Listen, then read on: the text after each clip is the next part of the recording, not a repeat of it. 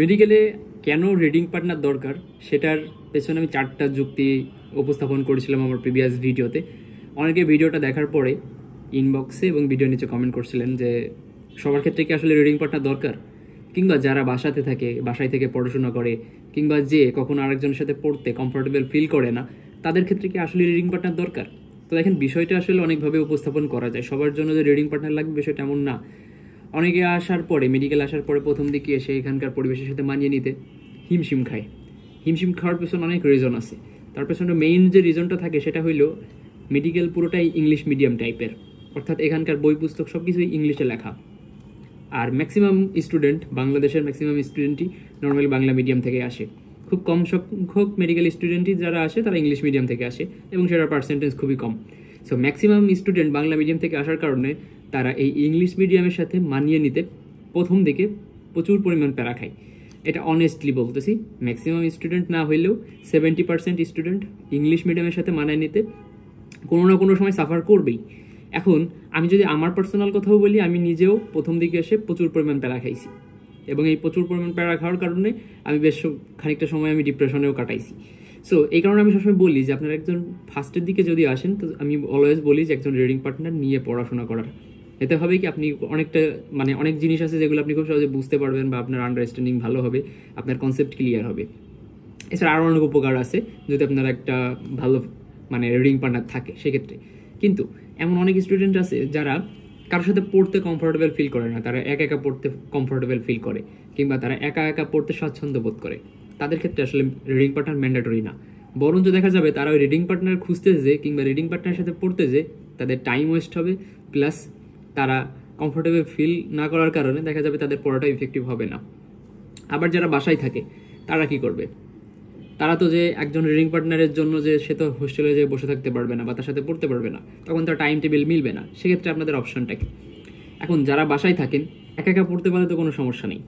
আপনি যদি নিজে নিজে পড়ে সব কিছু বুঝে যান, নিজে নিজে পড়ে যদি আপনার সব কিছু ভালো আউটপুট আসে, সেক্ষেত্রে অবভিয়াসলি আপনার রিডিং পার্টনারের কোনো প্রয়োজন নাই, এবং সেক্ষেত্রে আপনি একা একাই পড়তে পারেন কোনো টেনশন ছাড়াই। কিন্তু আপনি বাসায় থাকেন, কিন্তু আপনার একজন রিডিং পার্টনার প্রয়োজন, অর্থাৎ আপনি একা একা পড়তে পারতেছেন না। সেক্ষেত্রে আপনার করণীয় কী, বা সেক্ষেত্রে আপনি কীভাবে পড়াশোনা করতে পারেন? প্রথম কথা হইল যে আপনি যখন কলেজে যাচ্ছেন, তখন যে আপনি আপনার যে পার্টনার তার সাথে ডিসকাশন করে আপনি ক্লাসে কিংবা আইটেমের আগে তার সাথে পড়তে পারেন, কিন্তু সেই সময়টা খুবই নগণ্য থাকবে। অর্থাৎ সেই সময়টা পড়ে আপনি খুব কিছু খুব ভালো করে বুঝবেন, বিষয়টা এমন নাও হতে পারে। দ্বিতীয় যে জিনিসটা করতে পারেন, আপনার বাসা যদি কলেজের কাছে হয়, সেক্ষেত্রে আপনি কলেজের লাইব্রেরিতে যেয়ে দুজন একসাথে পড়তে পারেন। এটা একটা অপশন। যদি এটাও পসিবল না হয়, দেখা গেল আপনার কলেজ থেকে আপনার বাসা অনেক দূরে, এবং আপনার রিডিং পার্টনার যে সে হোস্টেলে থাকে, আপনি বাসায় থাকেন, এবং আপনার বাসার থেকে কলেজের দূরত্ব অনেক বেশি হওয়ার কারণে লাইব্রেরিতে যেও পড়া পসিবল না। সেক্ষেত্রে আপনি কী করতে পারেন? দেখেন, এই আধুনিকতার যুগে এসে যদি বলেন যে আমার ফিজিক্যালি হোস্টেলে যে কিংবা লাইব্রেরিতে যে আমাকে পড়তে হবে, বিষয়টা এমন না। আপনি চাইলে জুমে লাইভ অথবা গুগল মিট লাইভ অন করে দুইজনে ক্লাস করতে পারেন। এই যে আমি এখন আপনাদের সামনে যেমন ভিডিওটা করতেছি, ঠিক তেমনি আপনি চাইলে লাইভে এসে আপনি আপনার ফ্রেন্ডের সাথে কোনো একটা বিষয় নিয়ে ডিসকাশন করতে পারেন। দেখেন, করোনার সময় আপনারা লকডাউনে এভাবে পড়াশোনা করে আসছেন, তো অবভিয়াসলি আপনাদের একটা অভিজ্ঞতা আছে কীভাবে অনলাইনে ক্লাস করতে হয়, কীভাবে অনলাইনে পড়তে হয়। সো আপনারাও এই জিনিসটা এক্ষেত্রে অ্যাপ্লাই করে দেখতে পারেন, কারণ সবারই এখন স্মার্টফোন আছে।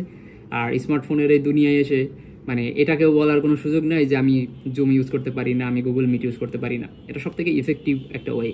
আমি পার্সোনালি আমার কথা বলি, আমি এখন ফাইনাল ইয়ারে পড়তেছি, আমার কিছুদিন পরে ফাইনাল প্রফ। আমার যতগুলো রিডিং পার্টনার আছে তারা কেউ আমার মেডিকেল কলেজের না, এবং তারা দূর দূরান্তে থাকে। কেউ ঢাকায় থাকে, কেউ দেখা যাবে বরিশাল থাকে, সো কেউ খুলনায় থাকে। তো এইরকম জায়গা থেকে আমার রিডিং পার্টনারগুলোর সাথে আমি কীভাবে পড়াশোনা করতেছি, আমি এই যে জুমে অথবা গুগল মিটে তাদের সাথে লাইভে কোনো একটা জিনিস নিয়ে ডিসকাশন করতেছি। সো আপনার যদি ইচ্ছা থাকে যে কারোর সাথে আপনি পড়বো, আপনার যদি রিডিং পার্টনারের প্রয়োজন হয়, এবং আপনার যদি এই ইচ্ছা থাকে যে না আমি কারোর সাথে পড়বো, আপনার সামনে 1000টা উপায় ওপেন থাকে, অর্থাৎ আপনার সামনে 1000টা পথ খোলা থাকে, যদি আপনি সেভাবে গুরুত্ব দিয়ে জিনিসটাকে উপলব্ধি করার চেষ্টা করতে পারেন। আপনার যদি মনে হয় যে আপনার রিডিং পার্টনার দরকার এবং আপনার পড়া দরকার, আপনি কোনো না কোনো ওয়েতে ঠিকই সেইটার সলিউশন করে ফেলতে পারবেন। তো এটা হলো একদম বেস্ট একটা সলিউশন, যে আপনি ঘরে বসেই আপনি পড়াশোনাটাকে রিডিং পার্টনারের সাথে কন্টিনিউ করতে পারেন। সেক্ষেত্রে অবভিয়াসলি আপনি এই লাইভ ডিসকাশনগুলো ট্রাই করে দেখতে পারেন। যদি আমার ক্ষেত্রে এফেক্টিভ হয়, তাহলে আপনার ক্ষেত্রে ইফেক্টিভ হবে। Thank you.